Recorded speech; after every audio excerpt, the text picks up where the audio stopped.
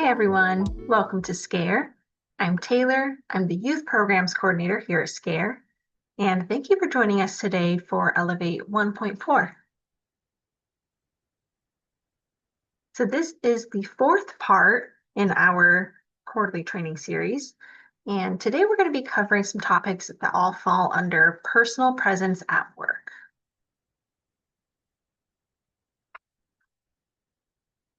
So here's a little bit of background for why we chose Elevate as the theme for this particular series. So the definition for elevate is to raise or lift something up to a higher position, or to raise something to a more important or impressive level.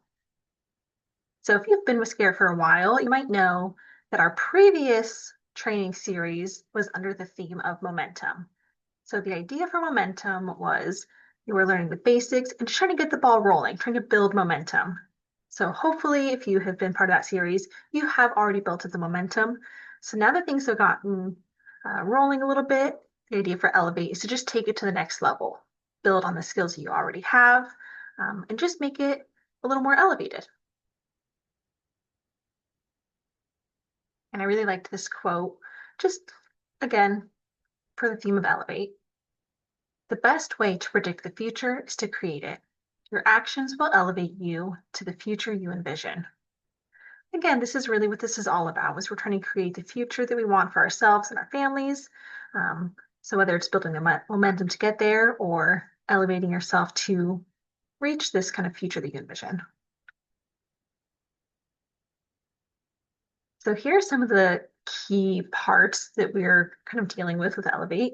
So of course, we're still dealing with professional skills. So professional skills to obtain and retain work.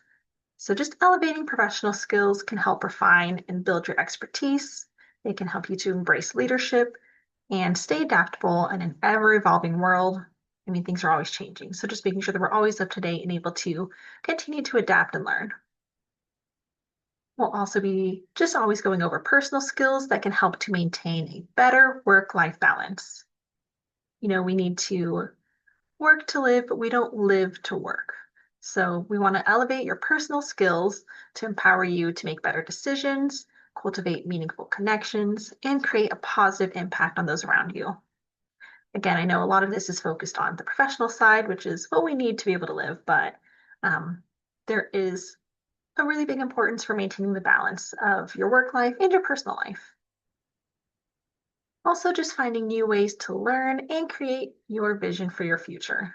So elevating your mind involves constantly challenging your thoughts, expanding your knowledge, and cultivating a mindset that thrives on growth and learning.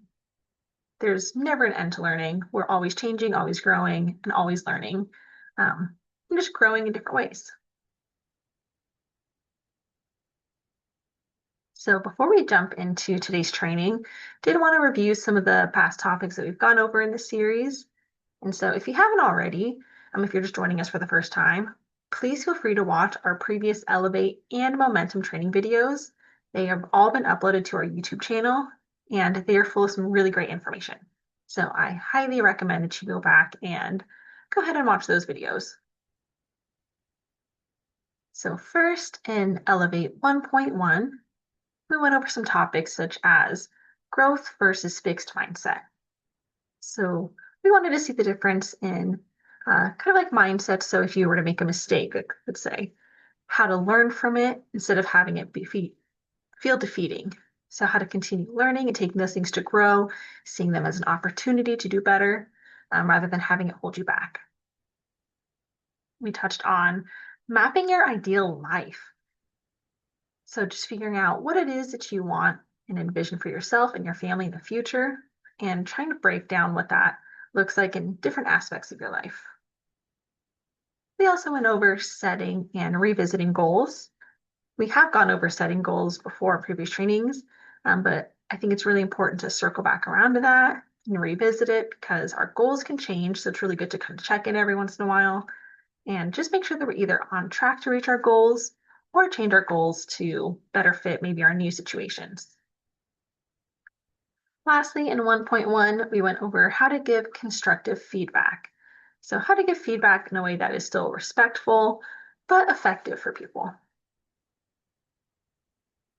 In Elevate 1.2, that one really focused altogether on like building habits. So the importance of building habits, how it can help in professional life, personal life.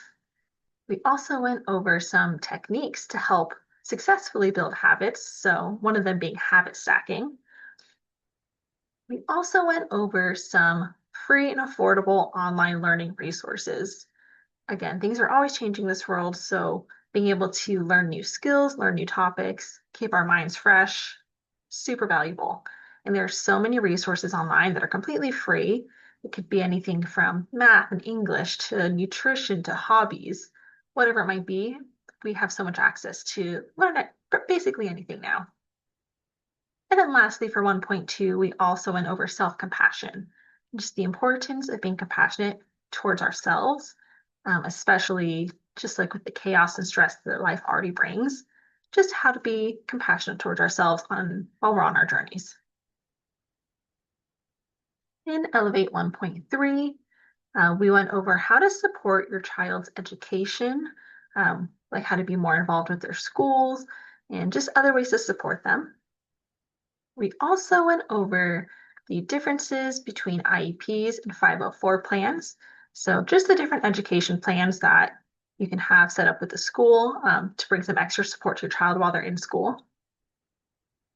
And lastly, we went over how to advocate for yourself and for your children, whether it be in personal life, professional life, school, whatever it may be. Just some tips and some prompts to kind of like help you advocate. And now for Elevate 1.4. Well, you just got to stay tuned to find out.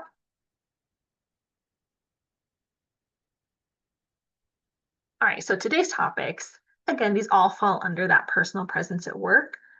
We'll be going over things like the definition of personal presence. We will be touching on building confidence, professional purpose, and effective communication. And so I did want to let you all know that there is a Google form.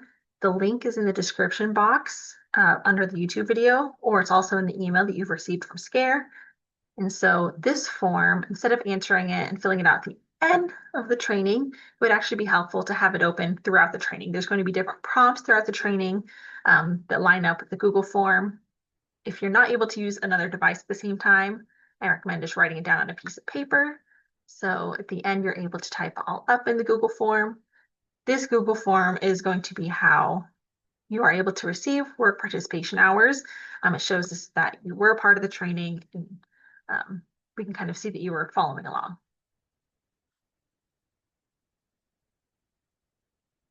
All right, so our first topic is personal presence. So personal presence is really just like the combination of like how you carry yourself, how you communicate, and just like overall the energy you project around you. So all of these together is what creates an impression on the people around you. So, first impressions are always important, and just the impression that you have, especially in places that you're at often. So you want to have a good personal presence when you're at work, because it's really good to be able to build the relationships with the people around you and have those connections. And so here are a few of the elements for personal presence, but there's so many things that go into it. But some of them might just be confidence. So how you present yourself to others, how you carry yourselves in different situations. That plays a big role in your personal presence and how people can view you. Also connection. So just how you connect to others. Everyone makes and builds relationships in different ways. So what are the ways that you connect to the people around you? Maybe it's through humor, maybe it's through empathy. How do you connect to the people? And also communication. So what are the ways that you communicate with the people around you, and how do you communicate in different situations? Maybe your communication style is more professional or serious. Maybe it's more based on humor and connection. Maybe it's more blunt. Maybe it's sweeter. All of this kind of plays a role in how you're perceived and how you can build the relationships with the people around you. And this is what really makes up that personal presence. Okay, so your first prompt So again, if you have the Google form open, this should be the first question on there. You can go ahead and type up your answer. I will put the timer on the screen for 1 minute. And if you ever need more time, feel free to pause the video to finish answering the question. So our first question, think of someone who lights up a room or makes a good impression. What is it about them that stands out to you? And a minute is on the clock.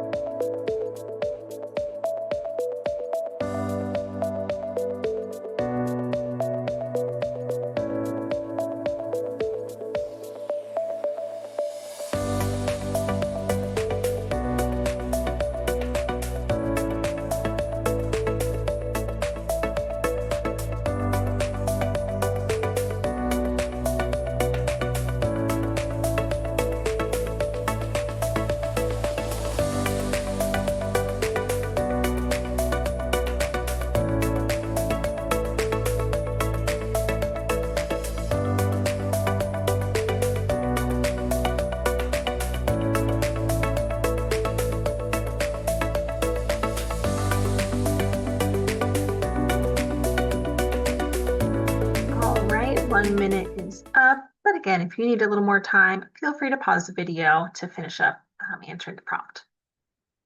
So I hope you had some good time to, just think about what in your mind helps make a good impression on people. What is it about those people who make a good impression that really stands out to you?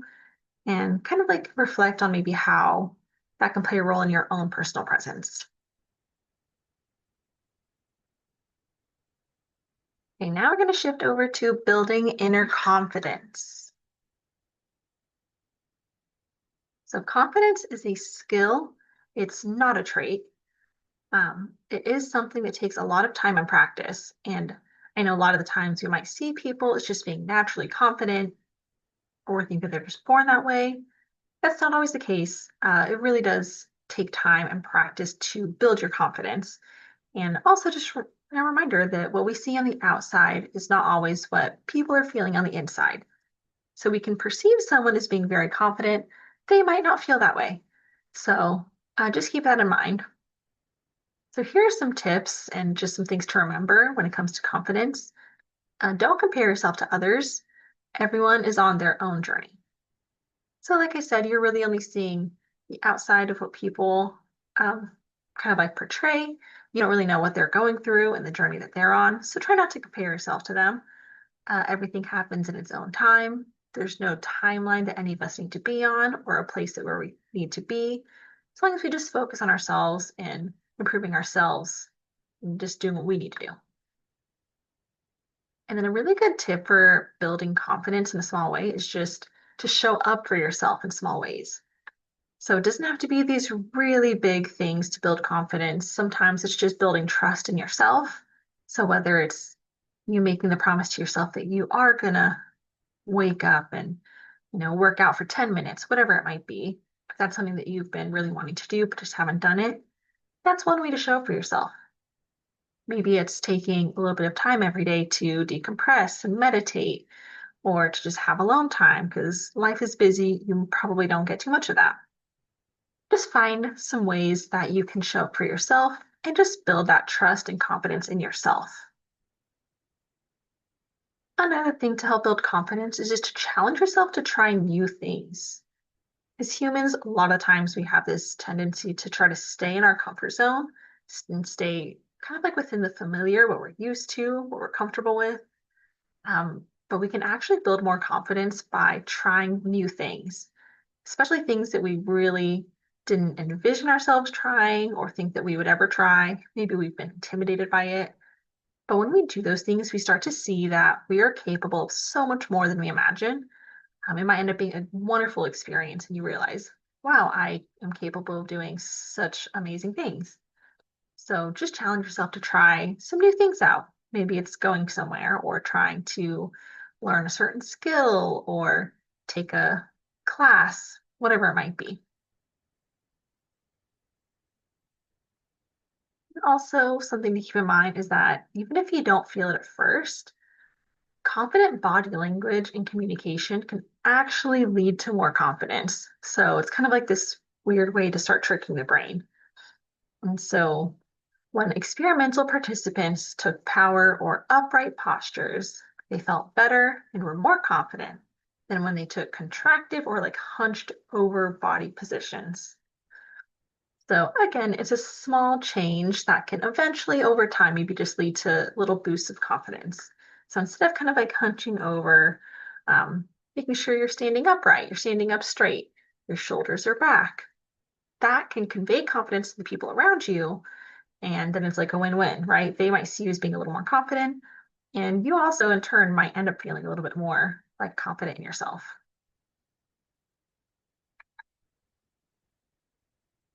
And on the theme of confidence, if you haven't heard of it before, we're going to touch on imposter syndrome.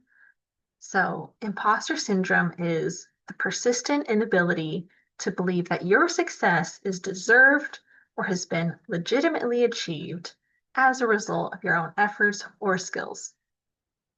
So, a lot of the times, just doubting ourselves, if we do get to a place where we feel like there's some success or, we finally reached a goal that we've been trying to reach. Once we get there, sometimes we can actually start to doubt ourselves. We're thinking, okay, I don't really know what I'm doing. I don't know how I did this or how I got here. Or you might feel like you tricked people. You tricked the, hiring manager to hire you or to get this promotion. You feel like you're deceiving them and you don't really know what you're doing. They don't know that. And you can also just start to build up anxiety just waiting to be discovered that you're to be a fraud. But this is just kind of like a way that our brain deals with some of that anxiety. I think something that's really important is just to remember that you didn't end up in any success or um, like reaching these achievements by pure chance, right?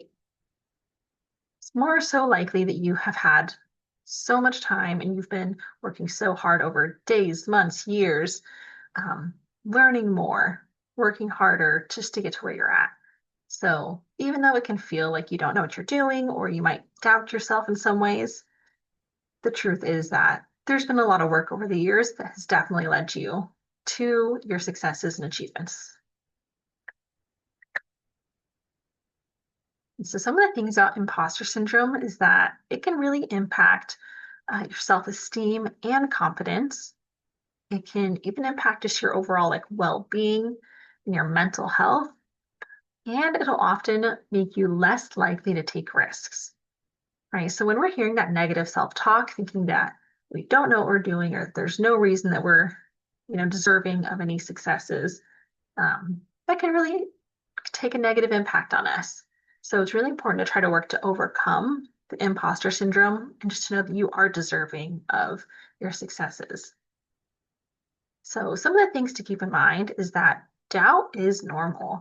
So even people in the highest of positions uh, will doubt themselves. That is a completely normal thing of life. But the thing that's really important to keep in mind is that you don't live in that doubt.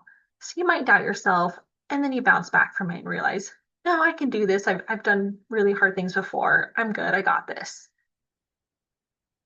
And then some of the things too for overcoming imposter syndrome, it can be really helpful to list out your skills and achievements that you've had throughout your life, right? So that you can see the actual proof of why you've gotten to where you are, you know, why you've gotten your successes and achievements. These are the things that show what you've done and like who you are and why you deserve it. Just also take time to acknowledge your hard work and successes. Try to celebrate those little moments and just know that you are working hard, that this isn't just something that happened by chance.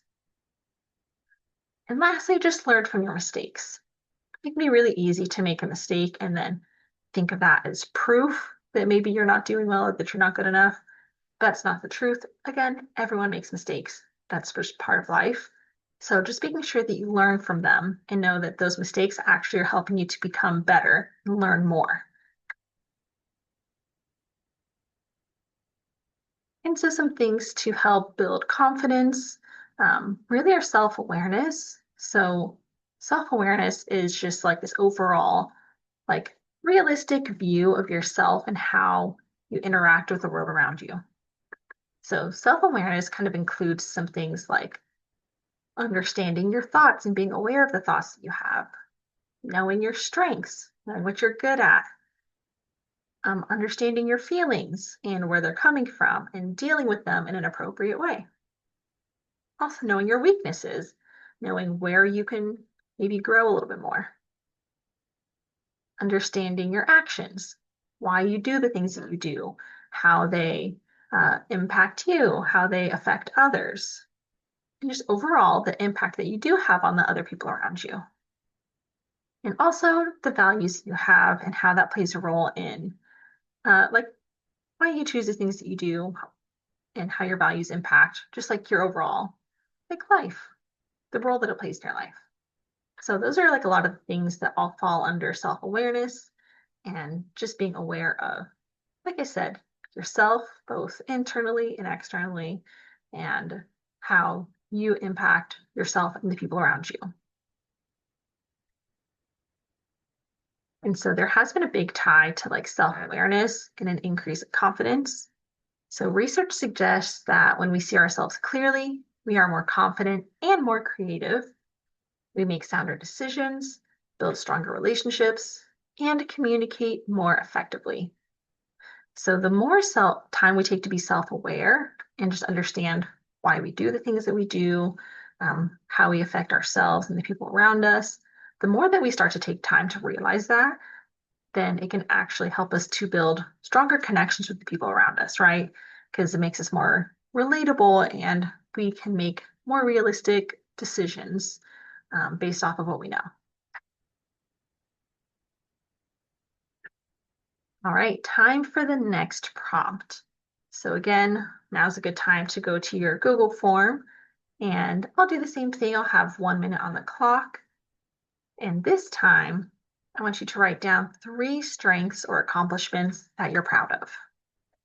And the minute starts now.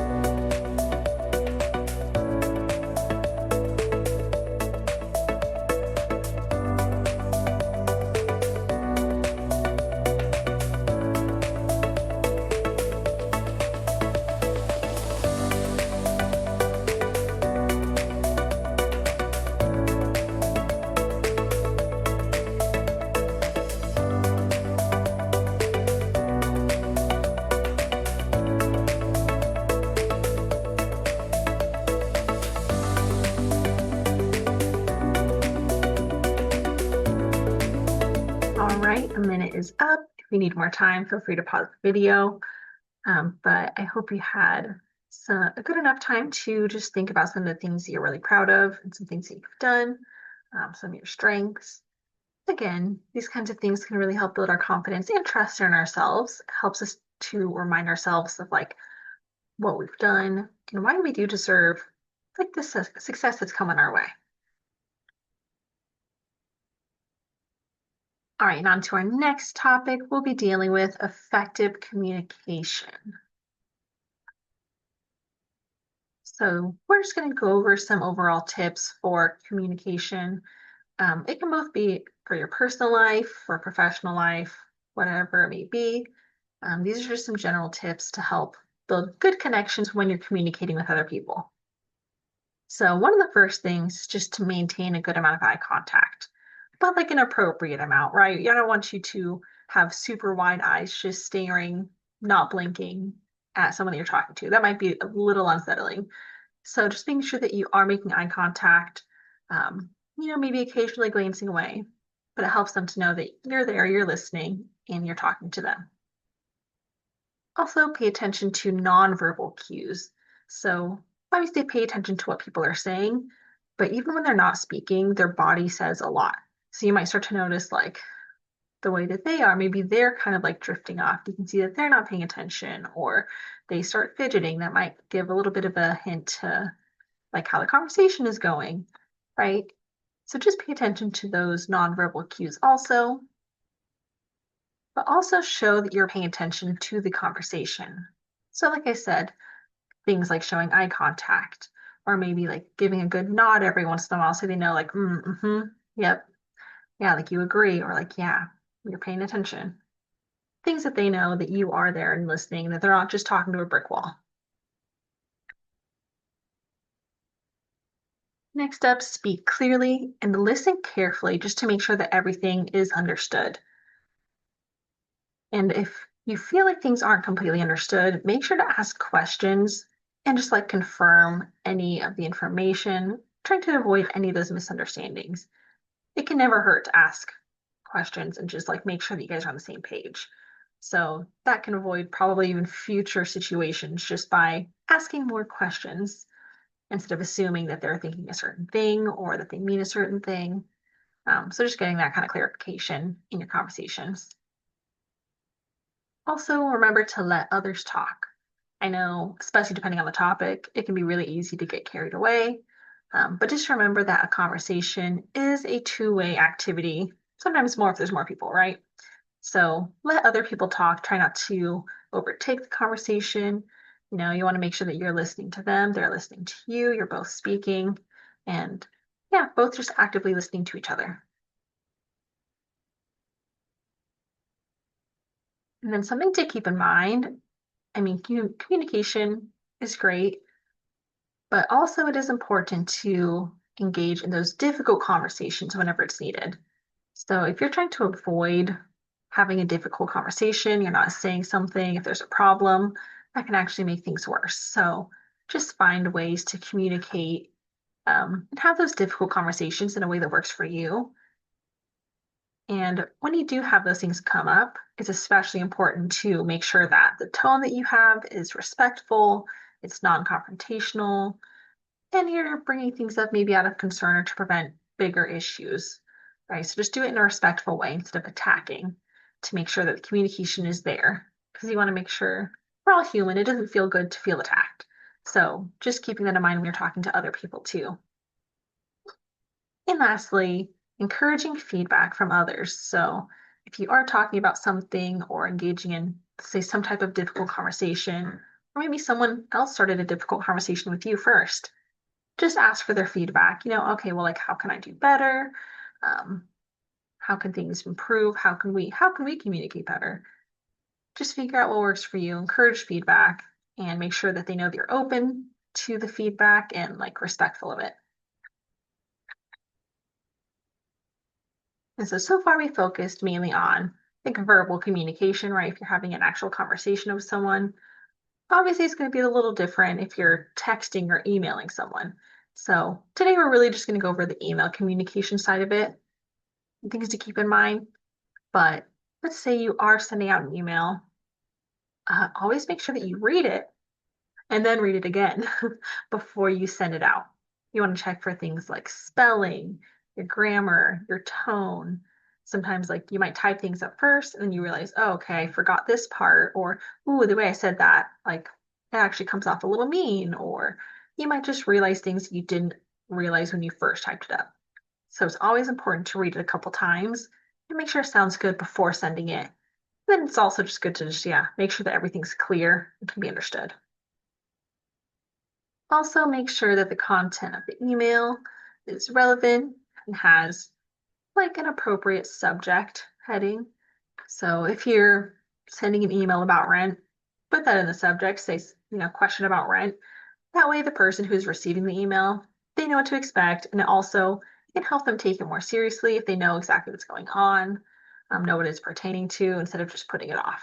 They might see the heading and think, "Oh, yeah, no, this is important. I gotta read this email right now." Also, make sure that you have all your contact info on the email so that whoever's receiving it can contact you if needed.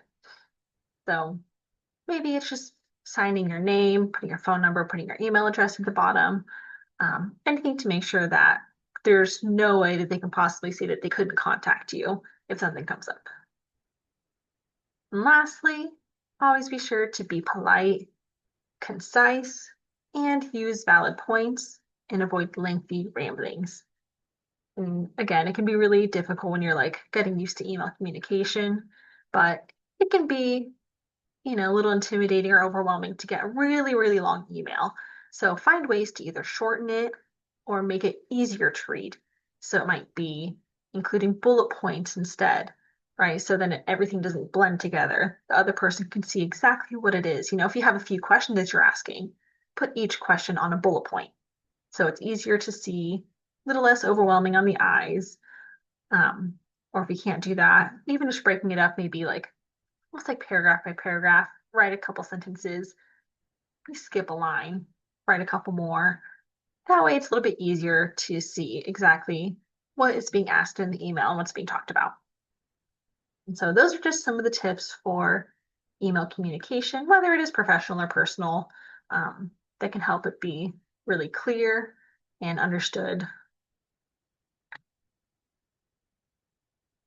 And we're just going to touch on, we're not going to dig too deep, but just go over some language swaps. And so this ties both into communication and confidence, but language swaps can convey more confidence. And so I think in our society, we often have this like language to say, oh, I'm sorry for this, sorry for that. And not a bad thing. It's good to, apologize, but I think when we're overusing it, it can take some of the meaning out. And it can also, if you're doing these language swaps, it can actually switch your tone from being like apologetic and maybe like a little more negative, and you can switch to something that feels grateful. So instead of saying, oh, I'm so sorry to bother you, like, oh, hey, do you have a moment? Where it is still respecting them and their time, but just conveying a little more confidence in the way that you phrase it. Or again, sorry I'm late can be turned into something like, "Oh, thank you so much for waiting." Maybe it takes you a while to get back to an email. Sorry for the delay. Could be, thank you so much for your patience while I got back to you. And then saying things like, if you're presenting an idea, instead of saying, oh, well, I think this, to convey a little more confidence, it can be, well, I recommend doing this. And so these are just small language swaps. I don't think there's anything super wrong with the first kind of side of it, right? If we're saying sorry, but these little things can make a difference in how our tone is and how we're perceived. So always nice to have kind of that grateful tone. And I think it can make people feel a little more at ease too. So if you are late, hearing that thank you for waiting, it's like, okay, well, they're acknowledging it in a nice way. So just keeping this in mind. And lastly, we have, I believe, our last prompt. So this one, I want you to go ahead and open up Google Form and jot down, what are things that you can do to make sure that you have clear and effective communication? All right, a minute's on the clock.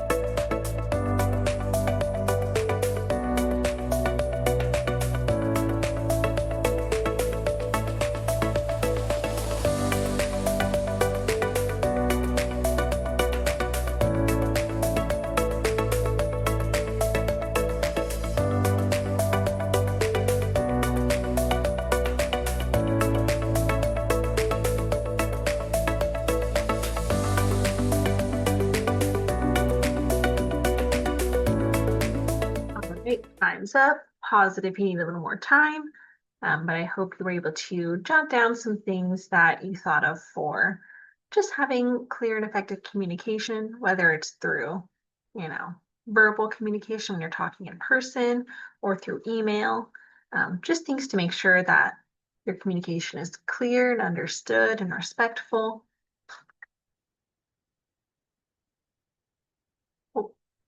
Lastly, we're going over finding professional purpose.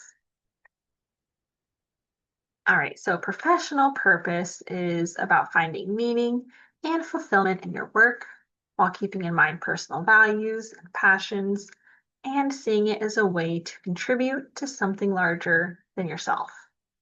So, obviously, we all have to work in this economy to survive. So, sometimes we have to do things that maybe it's like not what we would have want to do otherwise. But that doesn't mean that we can't find some type of purpose in what we're doing and figuring out how it impacts our community, impacts others, and can help us find purpose in what we're doing. So it is really important to have purpose especially when we're dealing with work and just life in general. It can increase confidence, motivation, and it can lead to an increase in satisfaction with your career. And so purpose doesn't necessarily fall under some really glamorous title. You don't have to be doing some really, really big and glamorous job to have purpose. There are a lot of ways you can actually find purpose in the little things at your job. And you can see the way that it impacts the people around you or impacts the community, however it might be.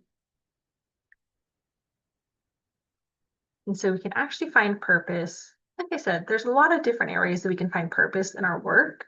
Maybe it's the community that you work with. So for me personally, that is something that I really enjoy about here at Scare, right? I love the community that I work with. I love the people that come in here. That gives me, a type of purpose when I'm coming into work every day. Maybe you find purpose with your colleagues. Maybe they're just a really good support system and they're joyful and hilarious. And that's just something that brings you purpose when you're going into the workplace, right? You don't want to dread going into work every day. I know, depending on where you're at, can be really hard, but finding some of the things that do bring you joy and purpose in the workplace is really huge.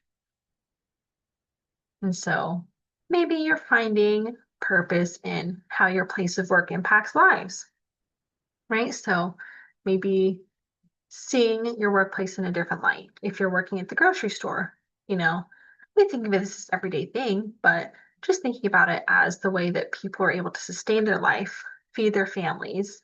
And it's something that we do every day. Maybe the way you interact with them changes completely how they go about their day. You could check in with them, show a little kindness, and maybe that's something that just completely alters the rest of their day. So I think whenever we have the chance to interact with people, no matter where it's at, it might be making more of a difference than you even realize.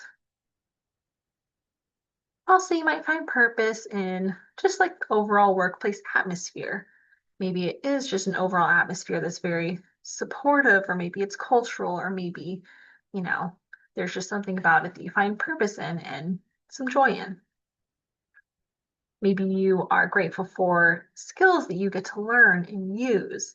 And so, even if you're not thrilled maybe with where you're at, finding some gratitude in the skills that you get to learn and knowing that, hey, maybe that'll be something that helps you get to a different place in the future, right? So, seeing that as a positive thing and maybe your purpose for showing up to work every day.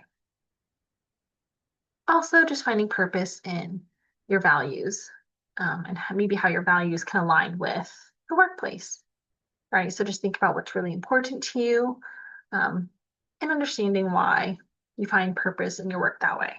So again, maybe it's just in the interactions that you have. Maybe it's also just finding passion because of the things that going to work actually lets you provide for your family, right? So just figuring out your values and how it aligns with finding purpose for where you're at. Okay, I think for real this time, this is the last prompt.